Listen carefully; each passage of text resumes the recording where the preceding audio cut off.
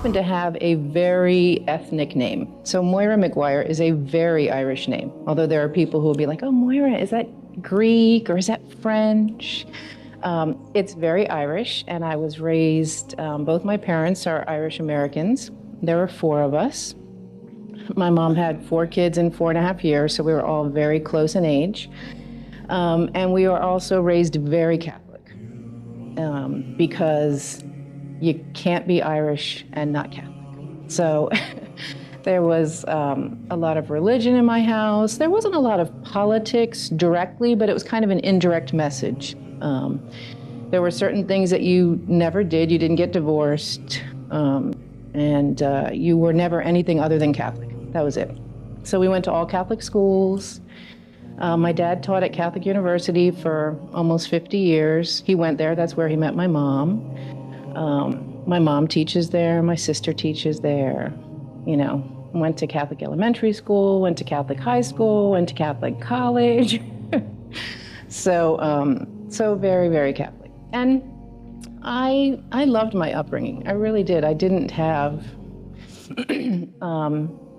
I'm not the type of person who accepts Islam and then kind of trashes where I came from, because it wasn't a matter of hating it. I just think that probably by the time I was in my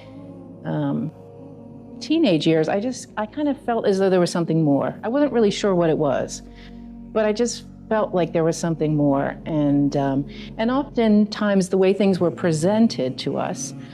So, you know, as Catholics, here's what we believe, and you just have to believe it. Doesn't necessarily have to make sense. And I didn't like that. I remember the priest used to come in, and when the priest would come in, everybody would stand up. I mean, it was a sign of respect. Everybody would stand up out of their chairs. You didn't do that with the nuns, but with the priest came in, you better stand up. And they would talk about how important it was to treat your body well, and, you know, that it's God's temple. And then, you know, you'd see them out smoking in the parking lot and, you know, drinking.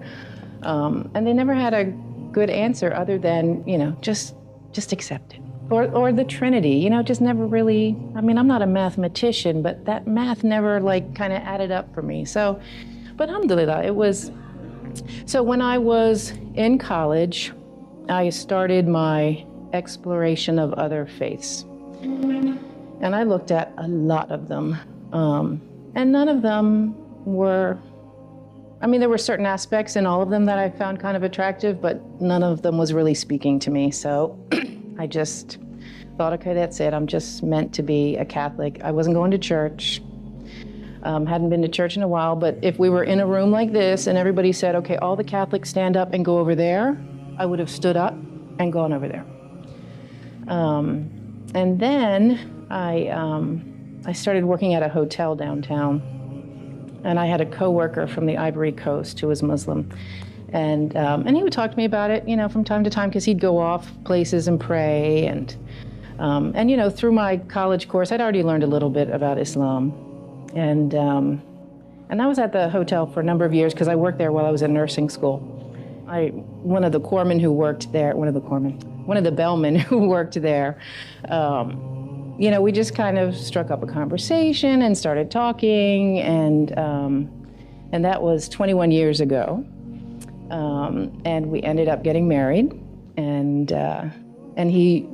this was my husband, and he's Ethiopian.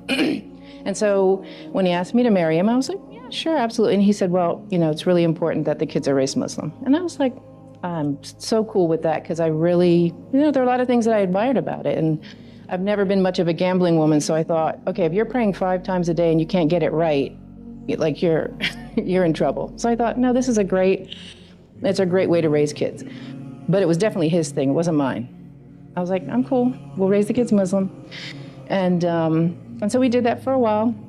And so Zakaria, our oldest, I had 2 kids, and we decided that we wanted to send him to school, just part-time, so he could learn some Quran and hang out with other kids. So we sent him to Al-Huda, and that's, I think, where I started to get a lot of exposure to the sisters. And you know, when I would go over there, I'd always cover, because it was just, in my mind, the respectful thing to do. Like, you don't go into somebody's house and, you know, don't behave appropriately. So I'd go over there, and And I think, looking back, there were a lot of sisters who, because I covered, just assumed that I was Muslim. And I remember one sister in particular, a few years before I took my Shahada, somebody said to her, well, Sister Moira's not Muslim. And she was like, how can you say such a thing? But, so I got a lot of information. I got a lot of exposure. And, but again, I've met a lot of people who have converted, reverted, who it's a very short and simple process. They read the Quran, they meet somebody, and boom, they're taking their Shahada. I would like to say mine was quick. So let's see, my husband and I have been together 21 years, and I took my Shahada 8 years ago. So for 13 years, that man very patiently waited for me to see the light. So, subhanAllah. So, I guess the first time I heard about Islam was in college, but, it was a number of years, a number of experiences. So when I took my Shahada, I was 36. And I remember some of the sisters had a party. They were so excited. They'd been waiting for this for a very long time. And they were like, this is your first real salah. Come on, we're going to have you lead it. And I was like, have me lead it? I don't even know what I'm going to have everybody moonwalking. You do not want me leading this salah. Trust me. I really don't know what I'm doing.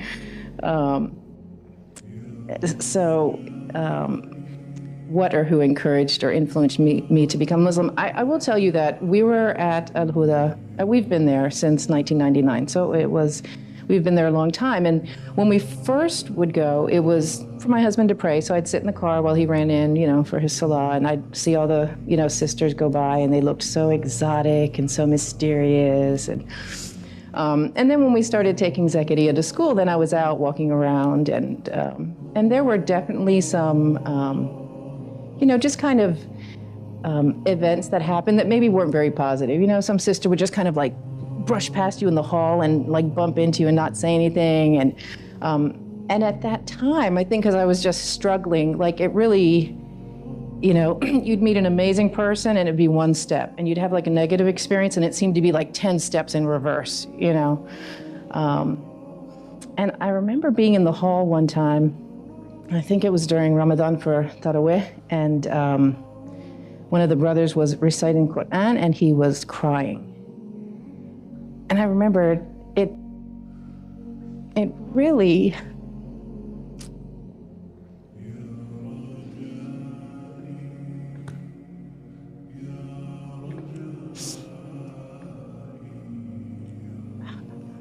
sorry, I swore I wasn't going to. Anyway, it really touched me, I think, in a way that I didn't anticipate. But there was something about, I thought to myself, here's a grown man. This isn't a 6-year-old, this is a grown man who's reading something. I'm not really sure what it is. I don't know what he's saying. But, he is close to sobbing. And it was amazing. So it did. It took 13 years of lots of wonderful experiences. But I finally got there.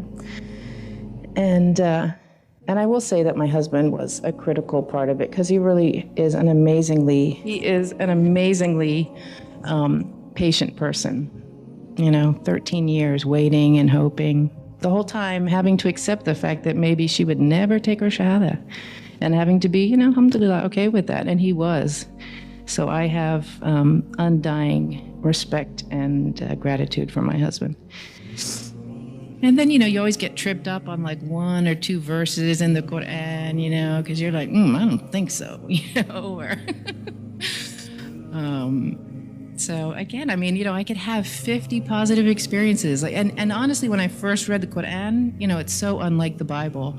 Although Catholics aren't really big Bible readers. You hear the Bible at, Sunday Mass. And actually Sunday Mass is pretty much how you set your watch, because it is 60 minutes. I'm telling you right now, it is timed perfectly. And But, you don't really read the Bible at any other time during the week. It's pretty much a Sunday thing. So when I read the Quran for the first time, it was just a different format. It was very unusual, and I wasn't accustomed to it. And then every time I hear, because I haven't stopped hearing about people's experiences where they opened Quran and read it the first time, and subhanAllah, that was it, they knew. And I always was kind of secretly jealous of that, thinking, wow, I didn't have that experience at all, at all.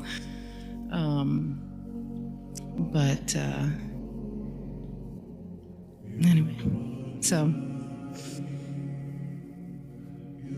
that is, that's the end of my guide.